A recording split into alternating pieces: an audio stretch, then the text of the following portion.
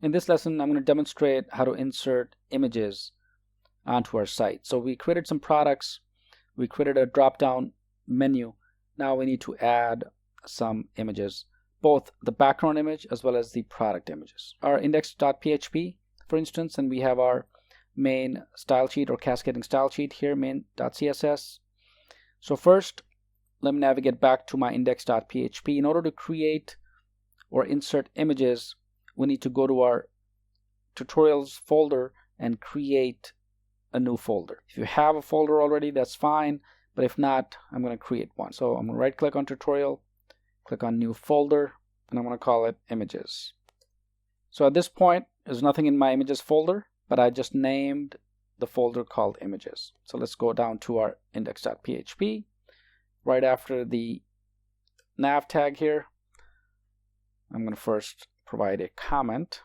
I'm going to call it inserting images. Next, I'm going to start with my div tag and specify a few IDs. Okay, so it depends on the number of images that you want to create. You can create several IDs on the go. So first I'm going to say the background image. So it's background-image. Next, another div ID, and this one is going to be image 1, for example. And you can name as per your own requirement. Close my tag, and of course I need my div tag closed. Alright, so make sure we have everything corrected here.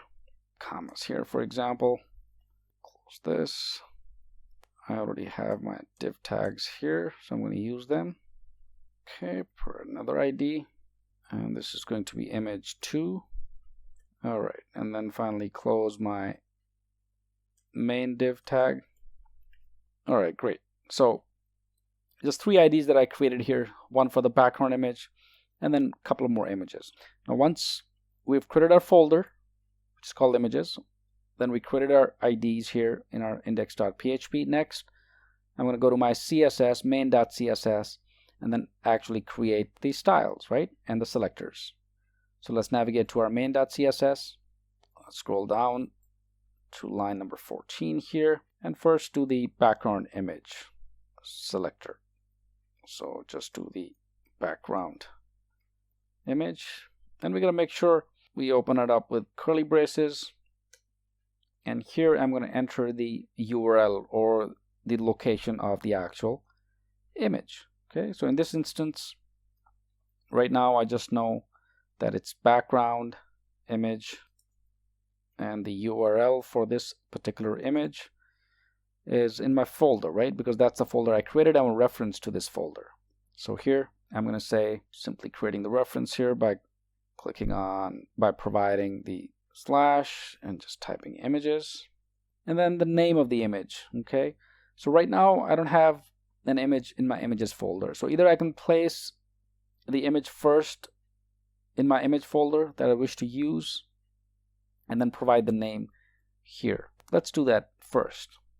It's easier because once you have the image in the images folder, then you can always reference it within your style sheet. Okay, so I'm going to leave everything here. I'm going to go to my file explorer, and I may have some images here. For example, here's my background image and a couple of others as well.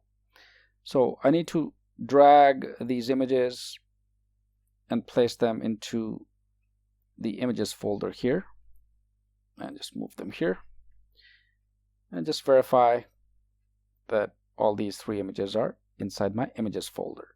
So once they are in this folder, let's go back to my code here, and now I can specify which image I like to insert. So for instance, since I'm using the background image and the name of the image is background.jpg, so I'm just going to say background.jpg here, and of course use my semicolon. And next I'm going to create others as well, but I forgot the D here for the background, so make sure your spellings are correct. So next I'm going to create my second element for the image 1 here. So I'm going to say image -1, and open my curly braces and repeat the same thing. So I'm just going to copy this and place it here, and just simply change it to say ECOMMERCE.png. Or I can use the other image as well, so depending upon your own preference, right? So I can say something like ecommerce2.jpg and so on. And likewise, my last element, I can simply copy this and paste it again. And this is going to be image2. And this is going to be called ecommerce.png. Okay, great. So once I have the 3 images here in my main CSS, first is the background image, image1 and image2. Going back to our index.php, I created 3 IDs called background image as ID, ID for the image-1, and my last ID for image-2. And also made sure that all of these images are placed in my images folder within my tutorials folder. Let's save these files, save my index.php. And notice you'll see a blue dot, right? So this means that you've not saved your file yet. So just Control S to save the file. So once I've saved both of these files, whether it's the main.css and index.php, let's test it out. Let's go to our browser and refresh to see if something is displayed, and nothing really happens. So let's go back to our code and see what went wrong here. Right, so our code seems okay. We have our ID, background image, image1, image2. Let me check this CSS, and these URLs are also fine. The reason why we don't see them on the screen yet is because obviously we have to style them, right?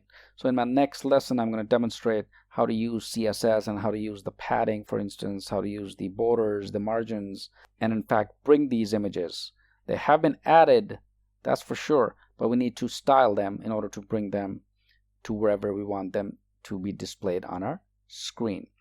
Another thing we can do is I can always add, let's say after my div, I'm going to use my paragraph tag here, add some text as well. So I'm going to use P here, and I'm just going to bring up some text.